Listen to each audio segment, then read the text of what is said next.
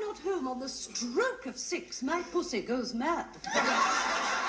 Yes. Are they? They're I can't even find any of that, Pete. My standards have dropped, I've got to say. I'll take anything at this point. Toilet paper was invented by a called Joseph Gatey.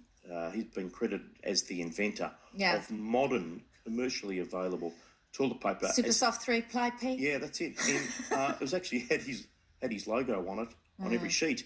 Now, that was in the 1920s in America. You did say sheet, didn't you, Pete? But, people have been pooping for a long time. Every sheet. Before the 1920s, Must we? What did people use? So this week, as people are dying, we've seen superstar Arnold Schwarzenegger, cigar in mouth, sitting in a hot tub in his Beverly Hills mansion, laughing and condescending all the normal people, going outside and shopping and socialising.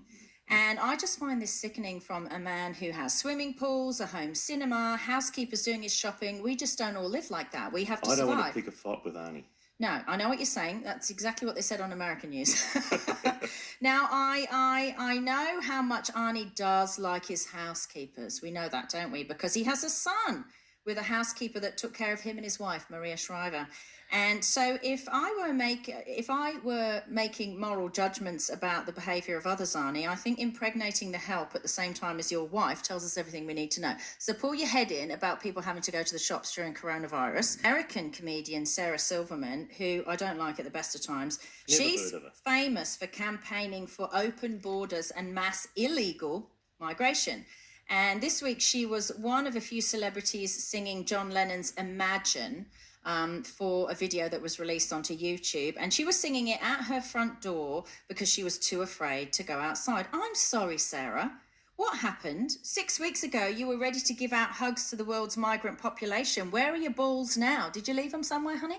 And the other stuff that's going on, why are governments, Pete, tell me this, why are governments prepared to offer huge bailouts to airlines, which are greedy corporate businesses who overcharge and treat passengers like cattle, okay, and not bailouts to, say, people like drought-stricken farmers? Yep. So these big airlines make loads of money, and this entire farce, in my humble opinion, has been orchestrated to make the rich richer and the poor poorer. Whether it was started this way, this is the way it's going now. This is the way it's being handled. So they're telling us, go and claim your emergency unemployment benefit, even if you're self-employed. Go and claim your emergency benefit, or they're saying it will just turn up in your account. And they're talking about $600, Pete, not stuff that actually pays the bills. So they're saying that while giving our tax dollars that have been paid for 20, 30, 40 years by hardworking Australians, Americans, British, they're giving all that money to bolster the big companies. They say they want us to help bring the economy back. To help bring the economy back, you give our tax dollars, you give these billions of dollars in aid to the people. You don't give it to massive corporate companies. You give it back to the citizens who've earned it. I think so. I've got to agree with you. And I thought when this came out, I thought, fancy Richard Branson getting a whole lot of taxpayer dollars. It seems odd to me, He doesn't Pete. need it. Listen, the shareholders of these big companies, airlines, banks, they'll cope. Because if you do give the money back to the people, right, what's going to happen is they're going to spend with banks. They're going to get mortgages. They're going to buy Vestbuild investment properties. They're going to fly on aircraft and go on holiday because we've all been trapped. So everyone's going to need a holiday, They'll be going right? to restaurants. But no, we're getting pushed further down. Our worth is being decimated while the rich and powerful sell off their stocks on information gained by jobs that we gave them to take care of us. And they are abusing it. But never mind, we've got Sarah Silverman. We've got Sarah Silverman singing Imagine to us. Yeah, you know what? I don't think she's going to make it as a singer. Neither do I. And let's not She's forget dreadful. the puppets of China. People I used to respect, and that's who? The World Health Organization. Because on January the 14th, they did a press conference that's on YouTube where they sat there and said, following discussions with China, that coronavirus was not transmittable human to human. Who can we trust, Pete? You and Who can we trust? We've had a go here at the World Health Organization for being very flat-footed on this whole issue. Yeah. And there we are. In March, we've got thousands of people dying from this. Yeah. And a lot of people going broke and being sick. and being it's terrible. So we don't know exactly how this started because of the secrecy that comes out of China, but I can tell you this, Pete, I do not like politically and fiscally how this is now being handled. We put these people in power, and I'm not entirely sure they're doing right by us, but they seem to be doing right by the corporate companies. And next under pressure is the Kardashians. Just when you thought it was safe to open up an online newspaper, pops up yet another desperate and this time heartless headline from a Kardashian in the middle of a worldwide pandemic. Headline being, Kylie Jenner goes completely naked under sheer dress for racy shoot. And a banal byline that says she clinches her privates while in full glam lipstick, dark eyeliner and blusher on her cheeks. You don't say. You don't say that in the middle of all this, Kylie Jenner had blusher on her cheeks. You know what that's called in layman's terms, Pete, don't you? 4 years of a wasted journalism degree. Good God, Sarah, I hate you already. Oh, Sarah. 15 years, you say? So that's 15 years of you with your feet up watching Dr. Phil while hubby pays for everything. And you're not contributing to super or anything. And now you're making threats like, I'm sorry, I'm just not a fan of this. I don't care who you are, male or female. If I was a judge, I would penalise you in any divorce for your abject apathy when it comes to this. And forgive me if I'm wrong, but I'm still pretty sure that blackmail and intimidation are illegal as well, which is kind of what you're doing with him. Serious issue, I look for the humour, and it's really the only way, me personally, I can survive it. And I'm one of these freaks that suffers from hysterical reactions. So if I'm at a funeral, like if I'm really sad and moved, I burst out laughing. It's awful.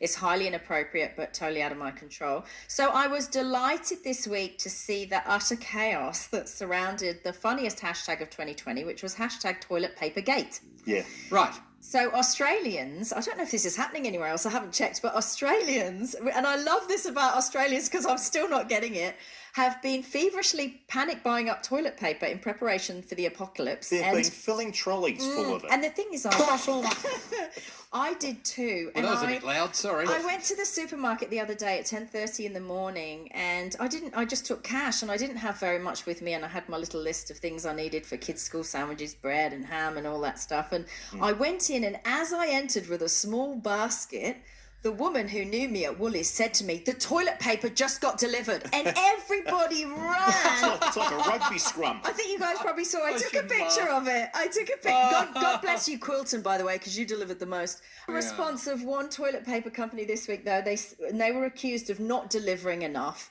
stock to the supermarket shelves. And they said in a statement, we don't take shit off anyone. Oh, Nicola. And then they said, we delivered a buttload.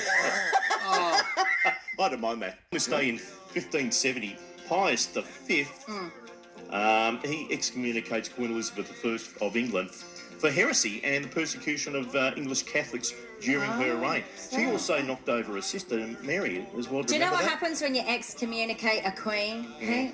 Is that they start their own religion. And the good thing about the Church of England is that we didn't require our congregation to kneel before a priest. Never a good idea. Okay. Next, Pete. Oh, hang on. The penny just dropped. Oh, jeez. Oh, Nikki. On this day, If you're confused, Ed, surely kneeling before a priest. Nikki, no, stop. come on. I can't. For pagans, yes. And it turned out there were 3 murderers all going to be hanged on the one day. Right. And there's a huge turnout to the point where there was a massive crush of humanity trying to get a good view. Do you know where I've witnessed a massive crush of humanity, Pete? 21st Century Nightclub, Frankston, 1998. Revolving dance floor. And You can sing along, Tim. we're going to hear my radio husband and my television boyfriend sing together. It's a burning flame, Oh my God, it's so good. Go, boys. and It makes a fiery ring.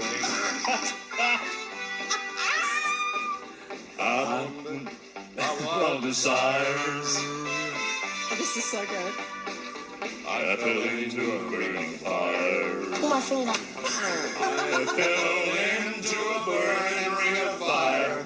I went down, down, down, and the flames went higher. And it burns, burns, burns, the ring of fire, the ring of fire.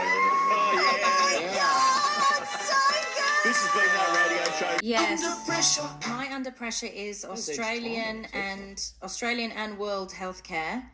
Because I got the flu, and for 3 weeks I had a sore throat, and I felt fine, and I thought, sore throat, it's not anything. And then this week got a lot worse, and obviously I got a bit worried with everything that's going on, so I called my GP and got some stellar medical advice from a receptionist, because we all know how well qualified receptionists are at doctor's surgeries, who told me just over the phone, despite coughing and sneezing, that I didn't have COVID-19. So that made me think. And she knew that how? Exactly. So what I did is I was trying to be a smarty pants, and, because I have children and I think about the wider community and I'm a good citizen, I called the coronavirus government hotline, and I got this. This will be good. Here we go. Please hold whilst we attempt to connect your call. It's American. Hang on a sec.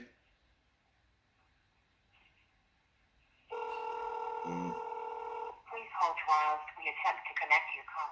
And Jeez. I got that twice for 45 minutes on Friday evening and twice for 40 minutes on Saturday morning. And after I got that for all that time, I was automatically hung up on. No. So this is why, That's pretty bad. We're frightened. In 81, William Herschel sees what he thinks is a comet in the sky, but it's actually a planet, one of Ed's favourite planets. Oh my God, how scary. Not Uranus. It is Uranus. It's Uranus. Uranus got discovered there by William Herschel. How often is well done, Bill. Uranus in the sky, Ed? On this day, on this day in 1791, what an unfortunate That's name so for a wrong. planet. Very unfortunate. Why would you call it Uranus? Why would you call it Someone Uranus? was obviously drunk when they came up with it. On this date in 1791, Have a look at this. John- We'll just call it Uranus. John It's Stone. round. It's around. This day in 1959, Barbie, the doll Barbie, Yeah. makes her debut in the American Toy Fair in New York. Now over $1 billion have been sold worldwide of Barbie. Yes, and That's a lot of little dollars. girls' heads have been messed with ever since. Yeah. And you don't have to look like Barbie, do you? Well, you can't, because her legs are twice as long as her body. She hasn't got long legs. On this day... Do you know that it's anatomically impossible for a person to actually look like Barbie? Which is what makes it wrong, Ed. Yes. Yeah. Can we have a fat pre-menopausal Barbie, please? on this day in The following program contains naughty bits.